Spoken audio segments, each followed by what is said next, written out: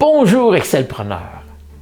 Avez-vous l'impression que vos clients et vos prospects ne vous communiquent pas leurs problèmes et leurs préoccupations?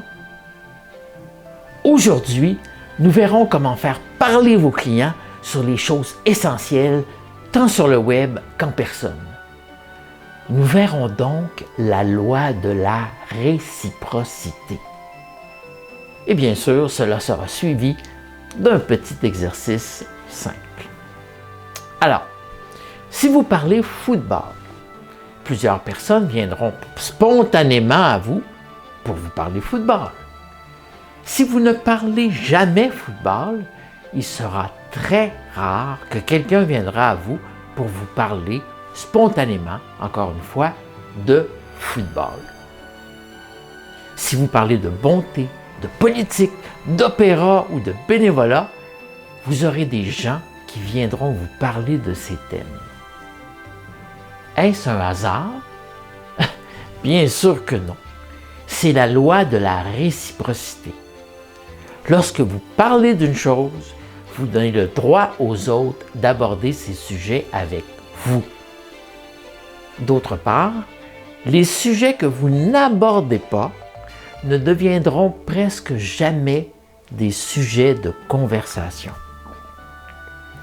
La loi de la réciprocité ne s'applique pas seulement aux sujets de conversation, mais aussi aux sentiments et aux émotions. Ceux qui se plaignent de tout et de rien discutent ensemble, tandis que les personnes qui complimentent les autres se font complimenter. La loi de la réciprocité est donc une des manières les plus efficaces de créer son environnement de travail et de développer une bonne relation avec ses clients. Maintenant, vous connaissez la loi de la réciprocité. Il y a des choses à faire. Comment établir un meilleur contact avec ses clients et prospects? Que voulez-vous savoir de vos clients? Pensez-y un peu. Par exemple, quel est ou quels sont leurs problèmes numéro 1? Comment sont-ils prêts à investir pour régler leurs problèmes numéro 1? C'est quand même assez important, ces petites choses. Quelles sont les activités qui prennent le plus de leur temps? Quelle est leur situation financière? Eh bien, plusieurs d'entre nous ils essayent de trouver des réponses à ces questions sans succès. Pour connaître les réponses à ces questions, il suffit de s'ouvrir. Si vous demandez à un prospect « Quelle est l'activité qui te prend le plus de ton temps? » La réponse sera probablement vague. Par contre, si vous dites « Je ne sais pas si tu es comme moi, là, mais l'activité qui me demande le plus de temps est le recrutement et la formation des nouveaux employés. De ton côté, quelle est l'activité qui te prend le plus de ton temps? » À cette question, la réponse obtenue sera sans doute beaucoup plus précise car vous avez accepté de parler du sujet choisi. Allons-y pour le petit exercice maintenant. Prenez une feuille de papier et écrivez sur cette page à gauche les sujets que vous voulez aborder avec vos clients. À droite, les sentiments ou émotions que vous voulez générer chez vos clients.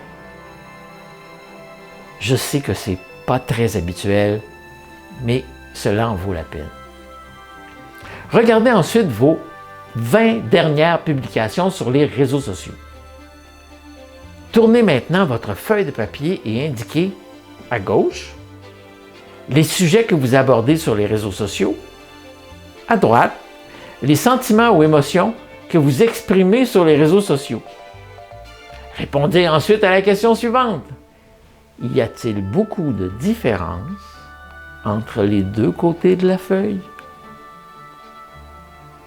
S'il y en a peu, vous avez de la graine de Excelpreneur. Bravo! S'il y a beaucoup de différences, vous ne permettez pas à vos clients de vous parler de ce que vous voulez entendre. Vous avez à revoir certaines choses. La communauté veut connaître vos meilleures publications, alors n'hésitez pas à commenter. Bien sûr, je lis tous vos commentaires et je commente ou réponds à plusieurs d'entre eux chaque jour. Mon nom est Jean Lamontagne et je vous donne rendez-vous, sans faute, pour la prochaine vidéo.